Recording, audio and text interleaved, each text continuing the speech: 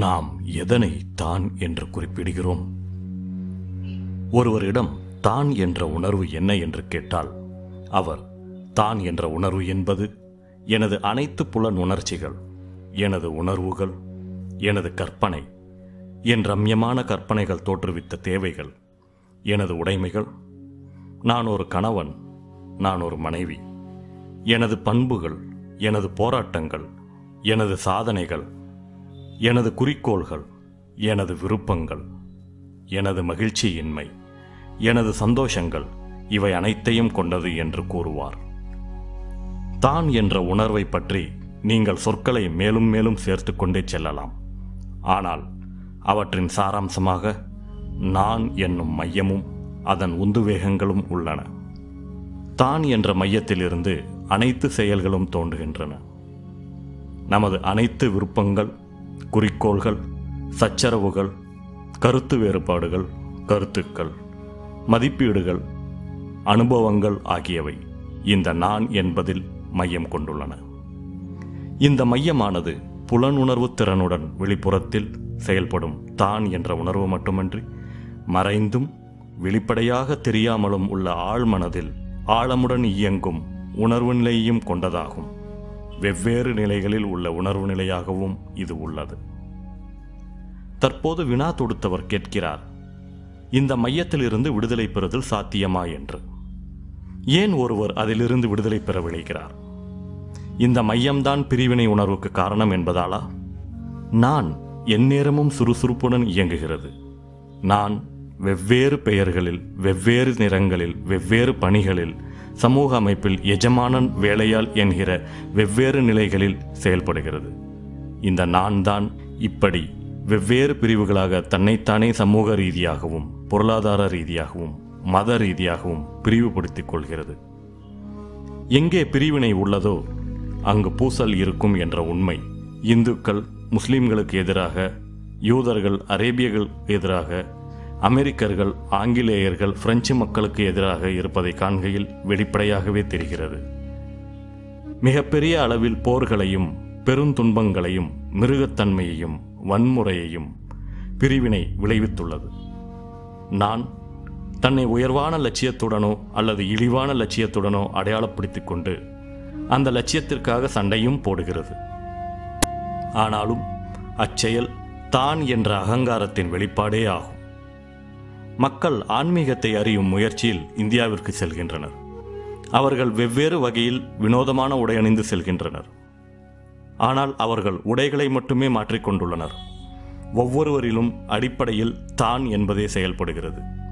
எவ்வாறெனில், அது எந்நேரமும் போராடிக்கொண்டும், கடுமையான முயற்சியில் ஈடுபட்டு கொண்டும், தனியா பேராசையுடனும், மறுத்து கொண்டும், அவரவர் அனுபவங்களுடன் ஆழமான பற்றுதல் கொண்டும், கருத்துக்களுடனும் மற்றும் ஆசைகளுடனும் இயங்குகிறது.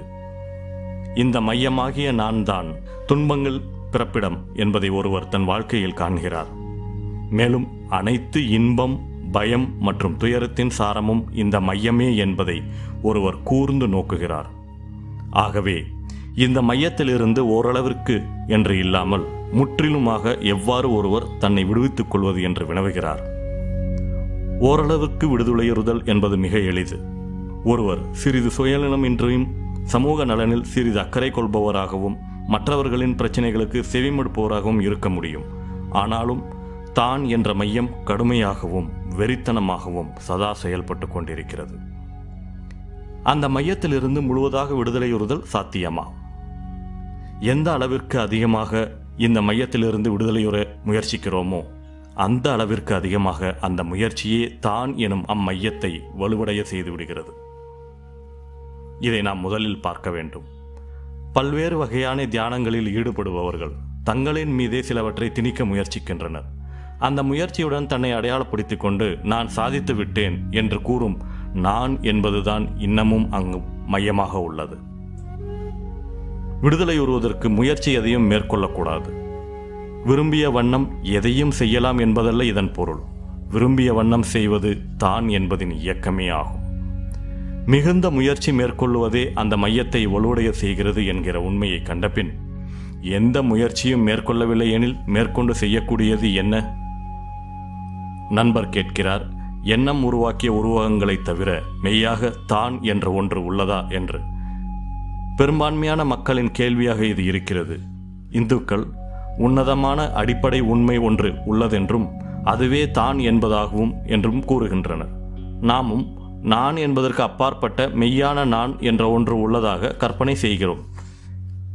இந்த நான் என்பதற்கு அப்பாற்பட்டு மேன்மையுடையதும் மெச்சத்தக்கதுமான உயரிய ஆன்மா ஒன்று உள்ளதாக நீங்கள் அனைவரும் உணர்கிறீர்கள் என்று நான் நம்புகிறேன்.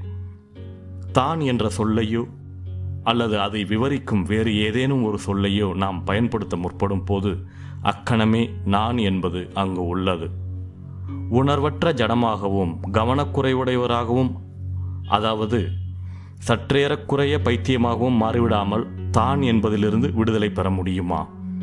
அதாவது பற்றுதலிலிருந்து முழுவதுமாக விடுதலையுறுதல் இயலுமா? ஏனெனில் தான் என்பதின் பல இயல்புகள் மற்றும் பண்புகளில் பற்றுதலும் ஒன்றாகும். ஒருவர் தன் புகழின் மீது, தன் நற்பெயரின் மீது, தன் அனுபவங்களின் மீது பற்று கொண்டுள்ளார். அவர் தன் வார்த்தைகளின் மீதும் பற்று கொண்டுள்ளார்.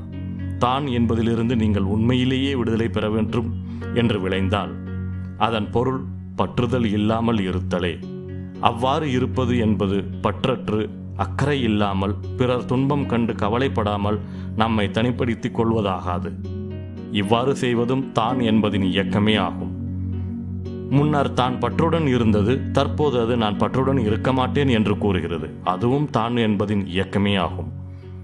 முயற்சியால் விளைந்ததாக இல்லாத பற்றின்மை ஆழமாகவும் அடிப்படையாகவும் மலரும் போது அந்த ஆழமான உணர்விலிருந்து பொறுப்புணர்ச்சி என்பது வரும்.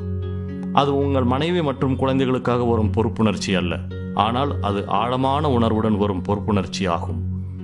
இவ்விஷயத்தை பற்றி என்றென்றும் பேசிக்கொண்டே இருக்கலாம்.